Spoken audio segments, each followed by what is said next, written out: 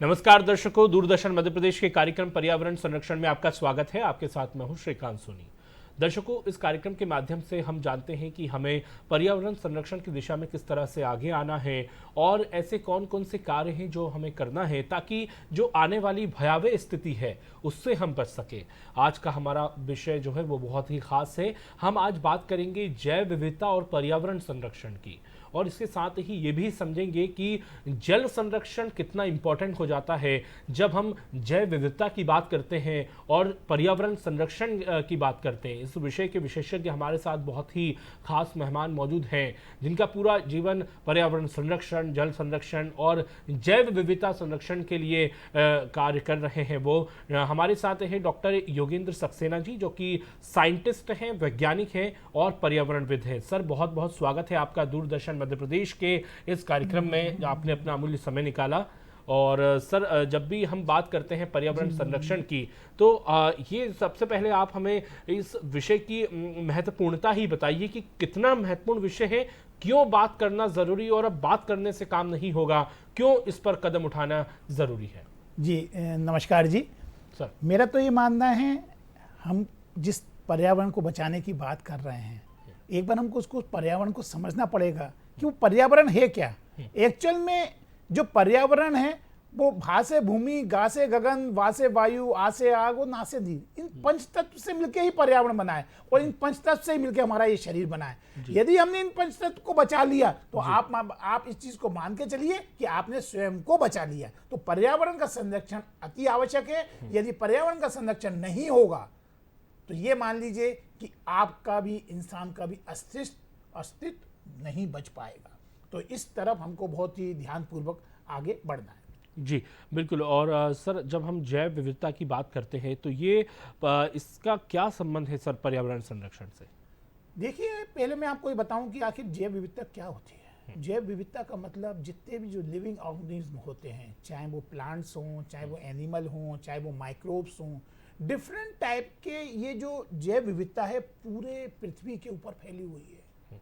आपको बता दें कि यदि मानव जाति आज जो सरवाइव कर रही है या आज जो पर्यावरण सरवाइव कर रहा है, इसके पीछे डिफरेंट टाइप के प्लांट्स, डिफरेंट टाइप के एनिमल, डिफरेंट टाइप के माइक्रोब्स ही सरवाइव करवा पा रहे हैं। जैसे एक एग्जांपल मैं आपको बता दूं, देखिए मैं आपको ज़्यादा मतलब टेक्निकल और साइंटिफिक समझाएंगे तो आप नहीं समझ पाएंगे।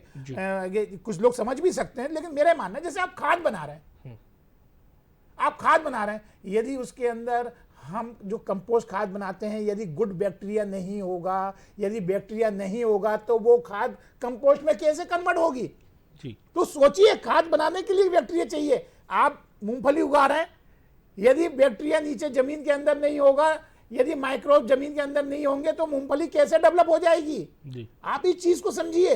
यदि पेड़ नहीं होंगे, पेड़ डिफरेंट टाइप की स्पीसीज होती हैं, अलग अलग प्लांट्स होते हैं, कोई प्लांट्स कुछ फल दे रहा है, कोई प्लांट्स कुछ फल दे रहा है। यदि उन पेड़ों को यदि काट दिया जाएगा, यदि उसकी जैव विविधता को खत्म कर दिया जाएगा तो एक पर्टिकुलर एरिया के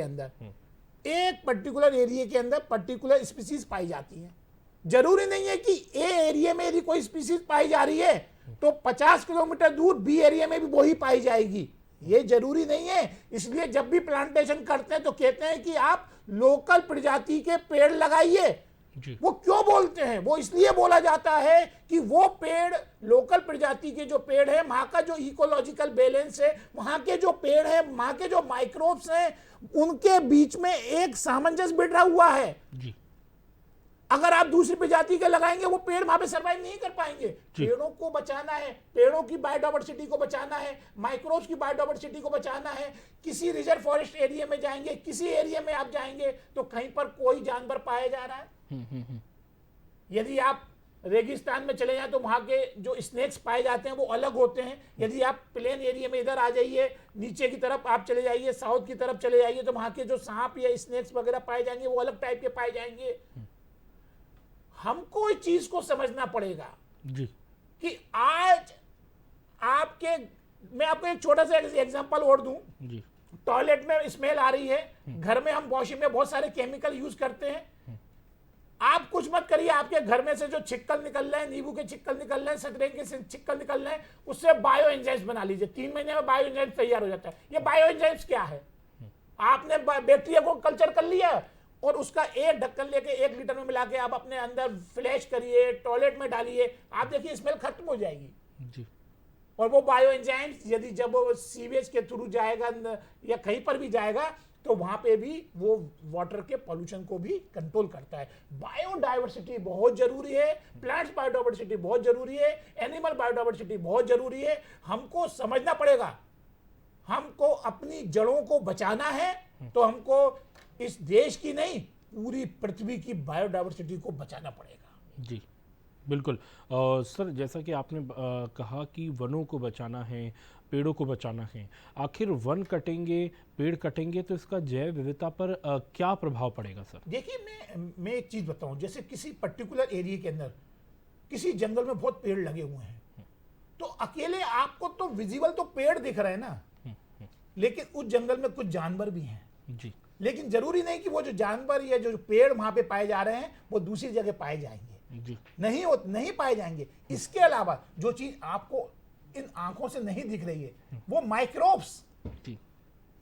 वो माइक्रोब्स जो उस एरिया के अंदर हैं, आपने देखा होगा ना, फूड चेन, फूड वेब, ये जो पूरा का पूरा जो एक सर्किल एक पूरा का पूरा बना हुआ है, उसमें से एक को भी आप कट कर देंगे ना तो ये बायोलॉजिकल डिस्टरबेंस आपको क्रिएट करने के लिए हम जिम्मेदार बोल सकते हैं। बिल्कुल, इसका मतलब ये है कि सर ये जो प्रदूषण, ये जो खतरनाक प्रदूषण ने पूरे पर्यावरण को ही डिस्टर्ब कर रखा है। बिल्कुल, प्रदूषण ने तो बिल्कुल कर रखा है ना। आप ये देखिए ना कि आप देखिए कि कई बार एक एग्जांपल और दूं, पर्टिकुलर जहां पे वाटर पोल्यूशन है या एयर पोल्यूशन है, आप जाएंगे ना, कुछ स्पीसीज मिलती हैं, हम क्या बोलते हैं उनको, पॉल्यूशन इंडिकेटर स्पीसीज। जी। जी। आप किसी पानी को देखते हैं तो उसके अंदर जो बायो मॉनिटरिंग करी जाती है ना, हम बता देंगे कि इसके अंदर ये स्पीसीज पाई जा रही है, इस प्रकार के इसके अंदर प्लांट्स या जो माइक्रोब्स पाए जा रहे हैं, या इस प्रकार के इनवर्टिब्रेट पाए जा रहे हैं। हम उसको निकाल के बता सकते हैं कि ये जो पानी है ये ए कैटेगरी का है, बी कैटेगरी का है, सी कैटेगरी का है, डी कैटेगरी का है। ये बताया जा सकता है बायो मॉनिटरिंग के द्वारा। तो आप ये समझिए, जब हम उस पानी के अंदर हम बायो मॉनिटरिंग से ये बता सकते हैं कि ये पॉल्यूशन कितना पॉल्यूटेड है, तो ये बायो इंडिकेटर है, यही बायो इंडिकेटर है। तो हमारे लिए बायोडाइवर्सिटी बहुत इंपॉर्टेंट है और हमको सभी को बायोडाइवर्सिटी को कंजर्व करना चाहिए। बिल्कुल। और सर, इसके संरक्षण के लिए कौन कौन से व्यक्तिगत स्तर पर कदम उठाए जा सकते हैं? देखिए, बायोडाइवर्सिटी 2 प्रकार से संरक्षण, इन सिटू और एक्स सिटू। जी। इन सिटू का मतलब कोई एरिया है, वहां पे डिफरेंट टाइप के जानवर पाए जा रहे हैं, डिफरेंट टाइप के प्लांट्स पाए जा रहे हैं, डिफरेंट टाइप की हर्ब्स पाई जा रही हैं, कुछ नहीं करा, उसको हमने रिजर्व फॉरेस्ट एरिया घोषित कर दिया है ना। आप लोग जाते ना नेशनल पार्क, हमने उसको रिजर्व फॉरेस्ट एरिया घोषित कर दिया कि नहीं भैया, इसके अंदर अब कोई भी एक्टिविटी नहीं होगी। यदि कोई पेड़ आंधी से गिर भी जाएगा तो हम उसको उठा के बाहर नहीं लाएंगे, उसको दीमक खाएंगी। बिल्कुल। दीमक का भी एक विशेष रोल है बायोडाइवर्सिटी के अंदर। जी। जी। और वो जब वो खा के उसको डिकम्पोज हो जाएंगे, वो नीचे जाएंगे तो उसके नीचे भी माइक्रोब्स है, उसमें भी बैक्टीरिया वगैरह, फंगस, ये सारी चीजें आ जाएंगी। तो हमने क्या करा, एक पर्टिकुलर एरिया को रिजर्व फॉरेस्ट एरिया घोषित कर दिया। तो इस तरीके से हम वहीं पर मतलब उस लोकल एरिया में जाके उसको रिजर्व करके हमको बायोडाइवर्सिटी को बचा सकते हैं। जैसे वन विहार एग्जांपल। यस, वन विहार। आप यदि लोकल बात करें भोपाल की तो वन विहार। दूसरी चीज ये होती है कि हमने क्या करा कि बहुत सारी ऐसे, आपने सुने होंगे बीज बैंक, आपने सुना होगा टिश्यू कल्चर। यदि कोई पेड़ खत्म हो रहे हैं, कोई प्रजाति खत्म हो रही है, तो हम टिश्यू कल्चर के द्वारा उन जो प्लांट स्पीसीज है उनको हम ग्रो कर लेते हैं। हम क्या कर रहे हैं, बहुत सारे जो हमको अन्न मिल रहा है, आपको मैं बता दूं, आज जो हमला जो जीवन यापन हो रहा है ना, ये सब प्लांट बायोडाइवर्सिटी का ही नतीजा है कि आज हम डिफरेंट टाइप की चीजों को खा पा रहे हैं। तो लेकिन बहुत सारी ऐसी चीजें जो कि आप देखते हो ना खत्म हो रही, तो हम क्या करें, बीज बैंक जी, उनके बीजों को स्टोर किया जाता है और उनको स्टोर करके हम रख रहे हैं और उस बीज बैंक के द्वारा हम उस बायोडाइवर्सिटी को भी बचा रहे हैं। टिश्यू कल्चर के द्वारा हम जो खत्म होती हुई प्रजातियों को संरक्षित कर रहे हैं। जी। आज आपने देखा ना, चीते खत्म हो गए। बिल्कुल।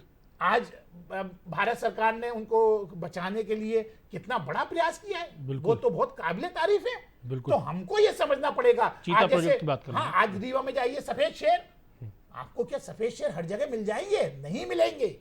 देखिए, यही बायोडायवर्सिटी है। बिल्कुल सर, यही हमारी दौलत है। ये बैंकों में रखी हुई ना, ये धन दौलत आपके किसी काम नहीं आएगी अगर जब तक आप बायोडायवर्सिटी को नहीं बचाएंगे तो आप सरवाइव नहीं कर पाएंगे। हमारा जीवन है तो बायोडायवर्सिटी है, और बायोडायवर्सिटी है तो हमारा जीवन है, इसलिए बायोडायवर्सिटी को बचाइए।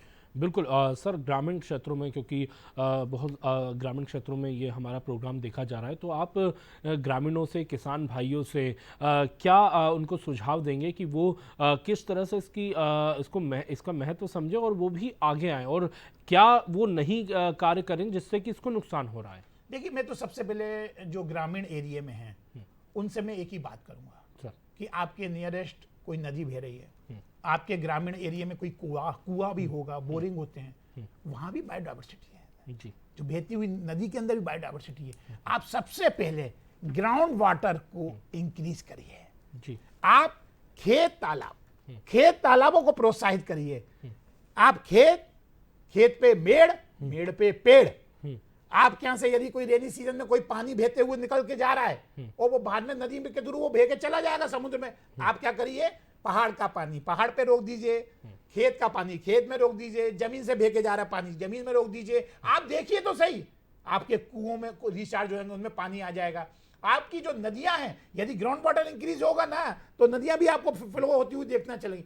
आप कर क्या रहे हैं? इनडायरेक्ट वे में बायोडायवर्सिटी को कंजर्व कर रहे हैं। आप कभी देखे हैं, आप कुएं के अंदर देखिएगा, आप डिफरेंट टाइप के माइक्रोब्स रहते हैं। आप नदी के अंदर जाइए, डिफरेंट टाइप के आपको प्लांट्स आपको उगते हुए दिख जाएंगे, डिफरेंट टाइप की आपको फिशेस दिख जाएंगी, अन्य। देखिए, मैं आपको बताऊं, ये फूड चेन है। मैंने आपको अभी थोड़ी देर पहले बताया, फूड चेन है। यदि एक को भी कट कर दिया ना आपने तो आपको पॉल्यूशन क्रिएट हो जाएगा। वहां पे बायोडायवर्सिटी खत्म हुई और वो इनबैलेंस हुआ और वो वहां पे सिस्टम ही खत्म हो जाएगा। तो हमारा ये मानना है बायोडायवर्सिटी को बचाना बहुत जरूरी है। और मैं खास तौर से किसान बंधुओं से मैं अपील करना चाहूंगा कि आप अपने खेतों के अंदर जितना ज्यादा हो आप केमिकल फर्टिलाइजर का उपयोग ना करके बायोलॉजिकल जो फर्टिलाइजर जो होते हैं, बायो फर्टिलाइजर सर, ये जो क्या होते हैं, नुकसान उसका करते हैं उपयोग सर? ये करें। क्या देखिए, मानव देखिए, के शरीर में भी इसका तो देखिए, नुकसान होता है? मेरे को तो सुन के ही कई बार ऐसा लगता है कि हम कर क्या रहे हैं। आज मेरे को पता चला कि होशंगाबाद और वहां पे कहीं पर अगर वो दाल होती है तो उसको वो सन ड्राई भी ना करके उसको सुखाने के लिए वो स्प्रे करते हैं। अरे क्या कर रहे हो भाई, किधर जा रहे हो? आपको लगता है मैं पैसा कमा रहा हूं, लेकिन ऐसा नहीं। वो दाल आपका कोई रिश्तेदार भी खाएगा। और जरूरी नहीं है कि आपका घर वाला यदि कहीं पार्टी करने जाएगा किसी शादी ब्याह में वो दाल वो भी खाएगा। ऐसा मत समझो भाई, बिल्कुल मत समझो। हमको बहुत ध्यान रखना है। मतलब कर्मों का फल लौट के आता है। बिल्कुल। मैं तो अभी बोलूंगा, मैं तो महाकुंभ से आ रहा हूं जी। वहां पे देखिए आप कोई कुछ भी बोले, मेरा व्यक्तिगत विचार है, मैं साइंटिस्ट होके बोल रहा हूं। मैंने वहां पे त्रिवेणी पे जल का आचमन किया है जी।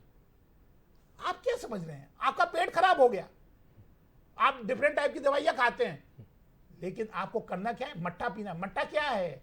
लैक्टोबैसिलस अंदर जाके आपका डाइजेशन भी आपका अच्छा कर रहा है। आप सोचिए, एक छोटा सा माइक्रोब्स आपके डाइजेशन को सही कर सकता है। डिफरेंट टाइप के होते हैं। जैसे आपको मैं बताऊं, आप जो जल प्रदूषण होता है उसको ट्रीट कैसे किया जाता है? Aerobic, anaerobic. एरोबिक में क्या है? Diffuse aerator, surface aerator. तो हम क्या करते हैं, उसमें डिसॉल्व बीओडी को सस्पेंडेड बीओडी में कन्वर्ट कर रहे होते हैं। एनारोबिक में क्या होता है, जहां पे ऑक्सीजन नहीं होगी और उसमें डाइजेशन होगा, उसमें मीथेन, CO2 वगैरह निकलेगी, तो वहां पे भी डाइजेशन हो रहा है जी। और आज जो बायो सीएनजी यूज कर रहे हैं, आप सोचिए यदि डाइजेस्टर में एनारोबिक ट्रीटमेंट में यदि माइक्रोब्स ना हो तो आपको बायो सीएनजी नहीं मिलेगी जी। कितनी जरूरी है बायोडायवर्सिटी। आज पानी का जल का ट्रीटमेंट भी जो हो पा रहा है ना, वो भी माइक्रोब्स के द्वारा हो रहा है जी। मैं आपको एक चीज बता दूं, पूरे वर्ल्ड में किसी भी चीज को ट्रीटमेंट करने के लिए फिजिकल, केमिकल, बायोलॉजिकल और टर्शरी ट्रीटमेंट, ओजोनेशन, क्लोरीनेशन, ये सब चीजें होती है। लेकिन मेरा व्यक्तिगत मानना है सबसे अच्छा ट्रीटमेंट बायोलॉजिकल ट्रीटमेंट, पर्यावरण, इन्वायरमेंट ही इन्वायरमेंट को ट्रीट करता है। ये जो बायोलॉजिकल ट्रीटमेंट है, एनवायरमेंट ही एनवायरमेंट को ट्रीट करता है, हमको नेचर की तरफ ही लौटना पड़ेगा। आज आप देखिए ना, सॉइल के अंदर प्रदूषण हो गया, कैसे निकालोगे, कहां नीचे जाओगे जमीन में? इन सिटू बायो रेमिडिएशन के द्वारा उस सॉइल को ट्रीट किया जाता है। आज शहरों के अंदर आप जाइए, बड़े बड़े लेगेसी वेस्ट मींस बड़े बड़े कूड़े कचड़े के पहाड़ बने हुए थे, लेकिन आज क्या हो रहा है हिंदुस्तान में? वो पहाड़ खत्म हो रहे हैं। भोपाल में खत्म हुआ, इंदौर में, देवबुड़िया में खत्म हुआ। क्या हुआ? बायो माइनिंग और बायो रेमिडिएशन। जहां मैं रेमिडिएशन की बात करूंगा वहां पे माइक्रोब्स आ जाते हैं जी, बायो एंजाइम्स आ जाते हैं। अगर ये बायो एंजाइम्स नहीं होते तो ये पहाड़ खत्म हो जाते। क्या आपको खाद मिल जाती? क्या वाटर का ट्रीटमेंट हो जाता? क्या आपको अन्न मिल जाता? नहीं। इसलिए बायोडायवर्सिटी को बचाना बहुत जरूरी है। बहुत ज़रूरी, बिल्कुल। सर, आपने अपने प्रश्न में अभी जल की बात करी। तो जब हम जल संरक्षण की बात करते हैं और जैव विविधता को जोड़ते हैं इससे, तो जल संरक्षण कितना महत्वपूर्ण हो जाता है, क्योंकि सर वो जल है तो ही कल है। ये तो बात की बात हो गई, लेकिन सर आप जल संरक्षण और जैव विविधता को किस तरह से संबंध बताएंगे? देखिए, सबसे पहले तो हम ये बात करें कि जल संरक्षण की जो आपने बात करी, कोई नदी बह रही है, आप देखते हैं ना, फ्री फ्लोइंग वाटर, जी, नदी की ये डेफिनेशन है ना, जी। जब तक पानी बह रहा है तब तक वो नदी है। जहां आपने रोक दिया तो वो स्टेग्नेटेड वाटर हो गया, उसकी कैरेक्टर चेंज हो गए, जी, उसकी बायोडायवर्सिटी चेंज हो गई, भाषा चेंज हो गई, भाषा चेंज हो गई और बायोडायवर्सिटी भी चेंज हो गई। किसी तालाब की बायोडायवर्सिटी अलग होगी, किसी नदी की बायोडायवर्सिटी अलग होगी। होता क्या है, आप बोलते हैं ना, नदी के अंदर सेल्फ प्यूरिफिकेशन कैपेसिटी होती है, क्योंकि नदी जब वो बह रही है, जब वो उछाल खा रही है, तो उसके अंदर डिजोल्व ऑक्सीजन इंक्रीज हो रही है, और उसके जो माइक्रोब्स हैं वो क्या कर रहे हैं, जो पॉल्यूशन का लोड है उसको वो कंज्यूम कर रहे हैं। जब नदी ऐसे बिल्कुल स्थिर चलती है तो आप देखते होंगे स्लग नीचे बैठ जाता है। जब वो नीचे बैठ जाता है तो इसी को आप आर्टिफिशियल तरीके से क्या करते हैं, क्लेरिफायर्स के द्वारा आप स्लग रिमूव करते हैं, और जब स्लग नीचे जाता है तो वहां पे डिफरेंट टाइप के प्लांट्स ग्रो करते हैं। एक फूड चेन, फूड वेब बनी हुई है। तो जल संरक्षण में बायोडायवर्सिटी का विशेष रोल है जी। और मैं तो यही बोलूंगा, जो माइक्रोब, जो प्लांट्स हैं वो उसको ट्रीट कर रहे हैं। दूसरी चीज आप देखते होंगे, फ्लोटिंग वेटलैंड, आज हिंदुस्तान ही नहीं, पूरे हर जगह फ्लोटिंग वेटलैंड, एक वेटलैंड बना दिया जाता है, नदियों में छोड़ दिया जाता है, तालाब में, उसमें क्या डिफरेंट टाइप के प्लांट्स को ग्रो किया जाता है। उनकी प्लांट्स की जो जड़ें होती हैं वो नाइट्रोजन, फास्फोरस, डिफरेंट टाइप के जो पॉल्यूटेंट्स होते हैं उनको रिमूव करती है। आप सोचिए, आज पेड़ों के द्वारा आप जल का संरक्षण कर रहे हैं, जल को प्रदूषित होने से बचा रहे हैं। तो ये मेरा तो ये मानना है, फिर मैं दोबारा कह रहा हूं, नेचर ही नेचर को ट्रीट करता है। नेचर को बचाइए, आप अपने आप को बचाइए। बिल्कुल। सर, आखिरी सवाल यही है कि जब हम जैव विविधता संरक्षण की बात करते हैं तो इसमें प्लास्टिक जो है लगातार प्रदूषण का एक बहुत बड़ा कारण बनता है। इसको किस तरह से हम इसके बिना भी जी सकते हैं, ये आप समझाएंगे, क्योंकि प्लास्टिक बहुत ही बड़ा कारण होता है, मिट्टी की उपजाऊ को ख़त्म करता है वो, और जाने अनजाने में लोग पॉलीथीन भी फेंक देते हैं, जो कि फिर बाद में खेतों में चली जाती है, मिट्टी में मिल जाती है और वो ख़त्म कर देती है उसकी उपजाऊ। देखिए, मुझे एक चीज़ बताइए, मैं भी छोटा था जी, आज 3 दशक पहले, 4 दशक पहले कोई जानता था प्लास्टिक क्या होती है? हम भी घर से जाते थे, थैला लेके जाते थे, कपड़े का बैग। इसके पीछे मैं आपको बता दूं, सिर्फ एक चीज है, इजी गोइंग लाइफ। ओके। कौन लेके जाए थैला? अरे भाई दे देना, टमाटर देना, सब्जी देना, ये खाना देना, ये देना, वो प्लास्टिक लेके आ गए। हमारी जो इजी गोइंग लाइफ थी उसके कारण ये प्लास्टिक जैसा महादानव हमारे पर्यावरण के अंदर आ गया। ओके। आज आप देखिए, हमारी गौ माता भी उसको खा रही है, वो बेचारी मर रही है।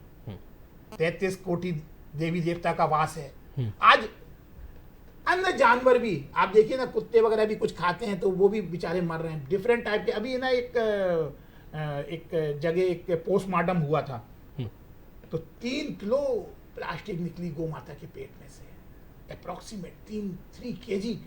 तो मेरा ये मानना है, प्लास्टिक का डिग्रेडेशन नहीं होता है, तो ये हमारे पर्यावरण के लिए, हमारी बायोडायवर्सिटी के लिए बहुत खतरनाक है, बहुत खतरनाक है। तो मैं आम जनता से कहना चाहूंगा कि पहली बात तो कपड़े का बैग का यूज करिए। दूसरी बात, कंपोस्टेबल प्लास्टिक, कंपोस्टेबल जो बैग होते हैं ना उसका यूज करिए। ये स्टार्च से बने होते हैं, इसको जमीन में डाल दो, खाद बन जाएंगे। यदि 6 महीने के अंदर वो पूरे ना जमीन में ना पूरा मिट्टी में कन्वर्ट हो जाता है। तो कंपोस्टेबल बैग आ गए हैं भाई, उसका उपयोग करिए। प्लास्टिक का उपयोग टोटल बैन हो जाना चाहिए। प्लास्टिक से मतलब एक चीज मैं बता दूं, कई लोग बोलते हैं कि हम तो पूरी प्लास्टिक बंद कर दें। अभी जो भारत सरकार ने ना एसयूपी को बैन किया, सिंगल यूज प्लास्टिक को बैन किया है। पानी की बोतल वन टाइम यूज के लिए होती है, हम उसमें भर भर के हम पता चल रहा है कि 1 साल तक यूज कर रहे हैं जी। आप वो प्लास्टिक तो आप देख रहे हैं जो आंखों से आपको दिख रही है, लेकिन वो प्लास्टिक जो आपको नहीं दिख रही है वो है माइक्रो प्लास्टिक, जो आपके शरीर के अंदर जा रही है। कभी तो सोचिए, हम कई बार जाने या अनजाने में ऐसी गलतियां कर देते हैं। तो हमारे को प्लास्टिक को टोटल अवॉइड करना है, और इन केस यदि कहीं पर किसी को दिख भी जाए प्लास्टिक तो नगर निगम को दीजिए, वो उस प्लास्टिक को प्रॉपर को प्रोसेसिंग के अंदर भिजवाएगी। और आज के समय में प्लास्टिक टोटल बैन है, सिंगल यूज प्लास्टिक की बात कर रहा हूं, single use plastic total ban है, इसका उपयोग नहीं करना है। और यदि आपको कहीं से जानकारी मिलती है तो आप इसकी कंप्लेंट भी कर सकते हैं। हमारी plants biodiversity, animal biodiversity, microbes biodiversity, इन तीनों चीजों को ये प्लास्टिक जैसा महादानव हमारी बहुत ज्यादा ही तरीके से नुकसान पहुंचा रहा है। बिल्कुल, तो ये जो हमारे एक्सपर्ट ने बताया है, आपको जो सुझाव है उनको ज़रूर फॉलो कीजिए, क्योंकि जैव विविधता का संरक्षण आपको करना ही होगा ताकि पर्यावरण संरक्षण की दिशा में ये आपका महत्वपूर्ण कदम साबित हो सके और आप भी स्वस्थ रहें और हमारे पर्यावरण को भी स्वस्थ रखें। बहुत बहुत शुक्रिया सर, आपने दूरदर्शन मध्य प्रदेश के लिए वक्त निकाला। दर्शकों, पर्यावरण संरक्षण के इस कार्यक्रम में इतना ही। आप जुड़े रहिए हमारे साथ। नमस्कार। जी, नमस्कार।